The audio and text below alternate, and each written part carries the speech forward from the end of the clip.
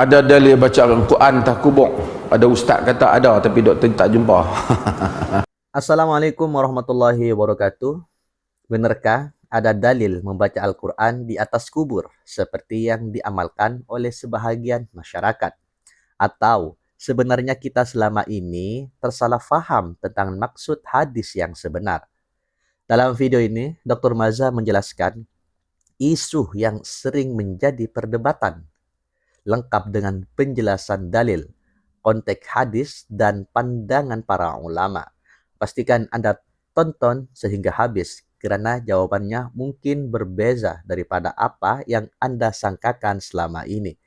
Selamat datang di channel Salaf Malaysia. Kita simak videonya dari sekarang. Ada dalil baca Al-Quran atas kubur? Ada ustaz kata ada, tapi doktor tak jumpa. Ustaz tu itu main. Tuan-tuan, dalil ni macam ni. Kita kena tahu dalam pembahagian dalil. Pertama, dalil ada, kita kena cemak dalil sahih ataupun tidak. Kedua, jika dalil itu sahih, kita hendaklah tahu bahawasanya, kena tahu dalil tu bercakap dalam konteks apa. Misalnya, bila kita turunkan jenazah, dia kata kita baca surah ayat-ayat sekian, turunkan jenazah, letakkan jenazah di kubur. Tapi itu tidak sama dengan maksud orang Melayu pi duduk baca Quran atas kubur. Itu lain. Apabila kata baca Quran atas kubur, lepas orang balik, mereka duduk buat bacaan. Sebab itu para ulama dalam berbagai mazhab, dalam Malik dan seumpama bincang, kerana bacaan itu dalam waktu yang mahdud, iaitu apa? Dia hanya baca ketika berada ketika dalam pengurusan jenazah. Maksud masa dia letak atas kubur tu, bukan Nabi suruh buat bacaan Quran atas kubur seperti mana bila orang Melayu buat, bila balik duduk lagi baca, kemudian sambung 3 hari baca. Ini tak pernah ada di dalam riwayat hadis. Itu yang bila kita cakap dalam konteks itu, hadis tidak ada. Yang ada nak misalnya bismillah ala millati rasulillah, ini semua bacaan-bacaan yang memang dibaca ketika jenazah dan seumpamanya. Ini khusus semasa dalam pengurusan jenazah.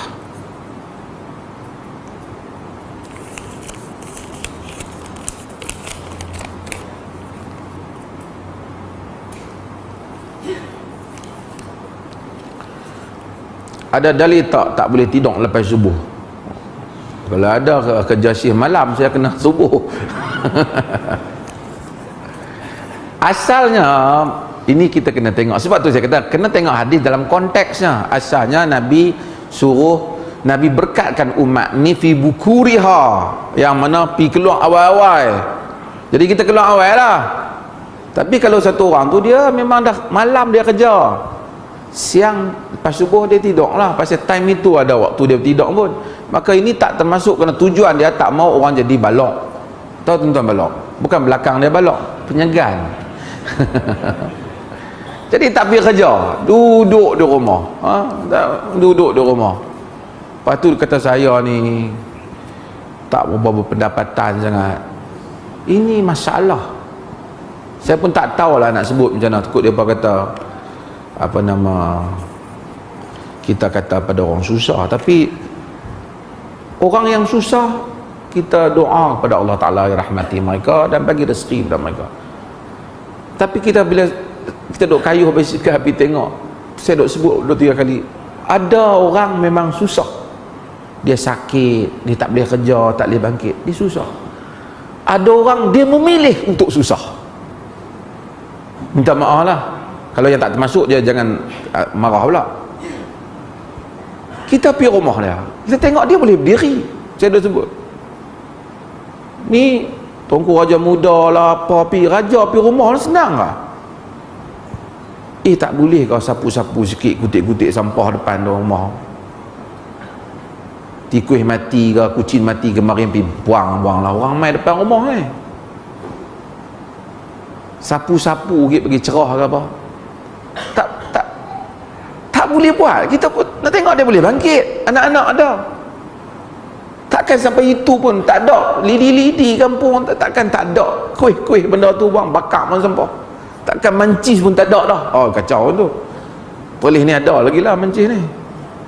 Ini pun salah satu sebab. Sebab tu agama ni minta doa pagi-pagi, Allahumma inni a'udzubika minal ajzi wal kasal, minta jauh daripada lemah dan malas. Hak tak apalah, hak tak boleh bangkit tu tak apalah.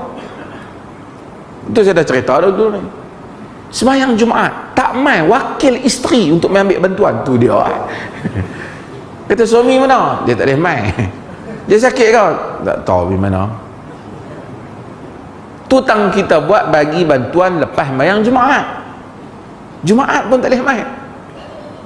Dan kita tengok orang kan, bukanlah kita ni hukum zahir sajalah. Allah Ta'ala yatawalla syara'ir, Tuhan tahu. Orang ni pada orang kata ayak muka orang.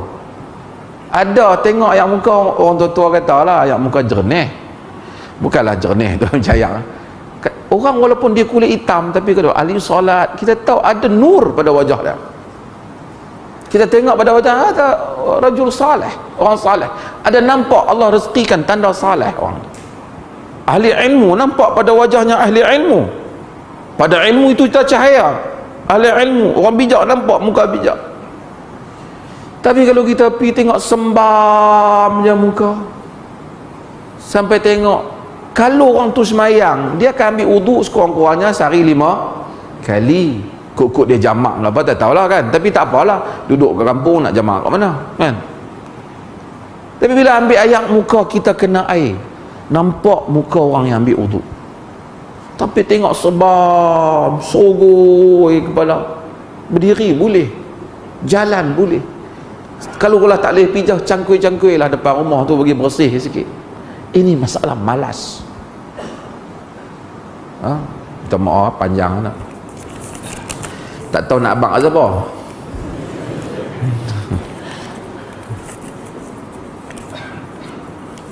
Adakah Dihyah sahabat Nabi yang mana malaikat menyupai wajahnya ketika ingin menjadi manusia ketika kerana beliau kacak?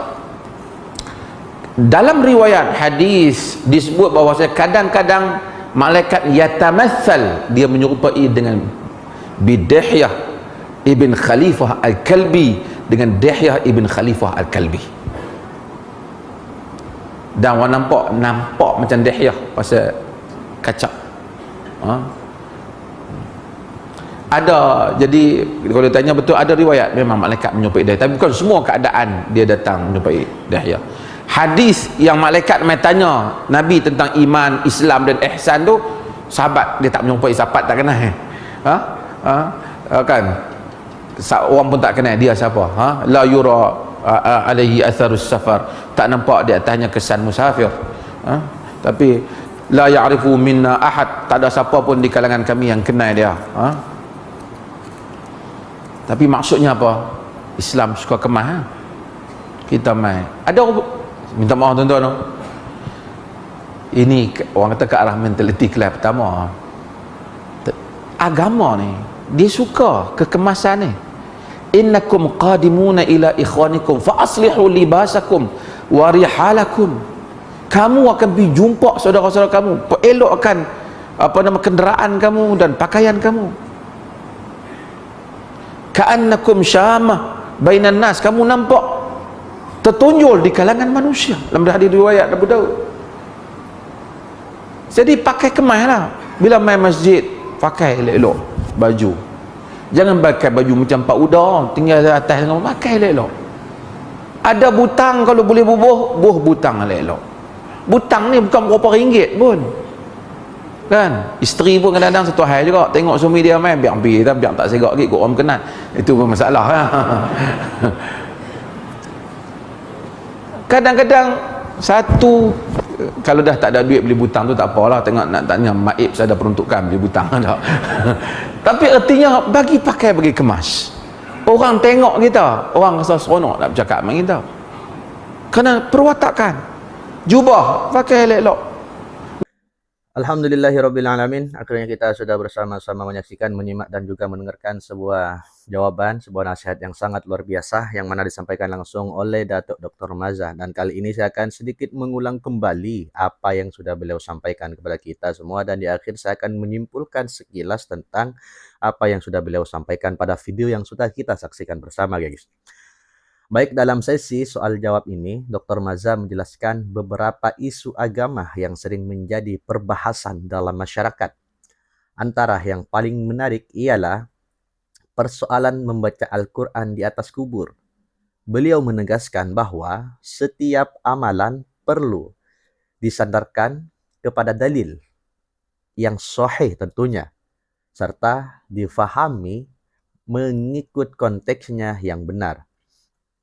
Menurut beliau, memang terdapat riwayat berkaitan bacaan tertentu ketika proses pengebumian sedang berlangsung.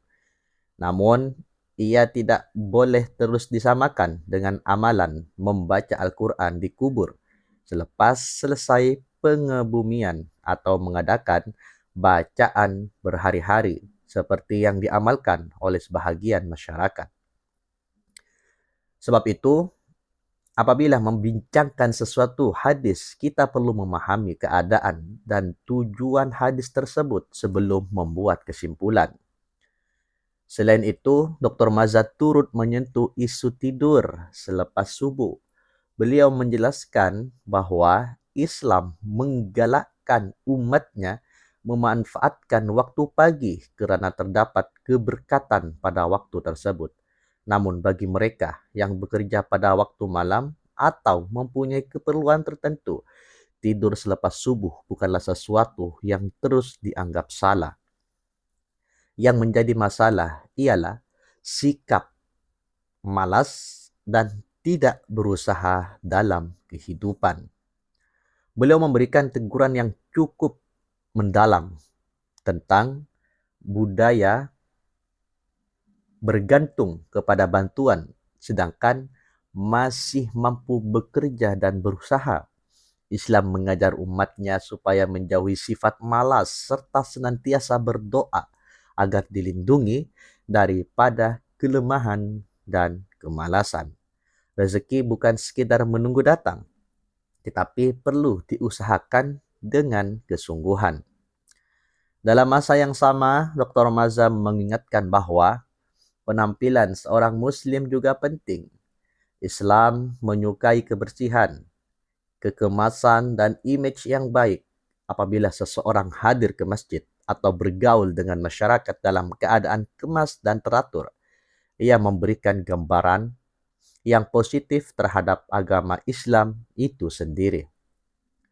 Beliau turut menjawab beberapa persoalan lain seperti kisah sahabat Nabi yang tampan sehingga malaikat pernah menyerupai rupanya, bantuan untuk perkahwinan bagi golongan kurang mampu, perbezaan sifat Allah sebagai Al-Ghani dan Al-Mughni, serta hukum hubungan mahram antara bapak tiri dan anak tiri selepas perkahwinan yang sah.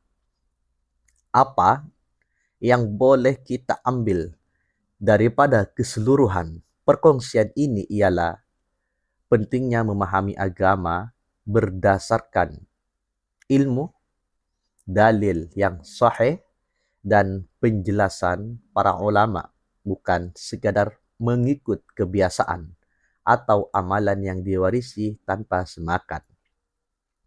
Kesimpulannya, Islam bukan sahaja menuntut ibadah yang betul, tetapi juga mengajar umatnya menjadi rajin, berusaha, berpenampilan baik, serta senantiasa berpandukan ilmu yang sahih dalam setiap amalan. Jika Anda mendapat manfaat daripada perkongsian ini, jangan lupa tinggalkan komen, tekan like, dan subscribe untuk lebih banyak video ilmiah yang bermanfaat. Kongsikan juga kepada keluarga dan rekan-rekan agar ilmu yang baik dapat disebarkan bersama. Terima kasih kerana menonton. Wallahu a'lam bishawab. Wassalamualaikum warahmatullahi wabarakatuh.